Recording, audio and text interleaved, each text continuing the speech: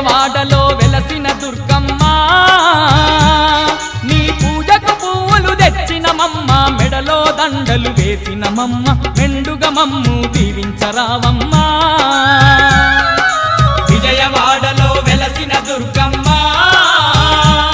నీ పూజకు పువ్వులు తెచ్చినమమ్మ మెడలో దండలు వేసినమమ్మ మెండుగా మమ్ము దీవించరావమ్మా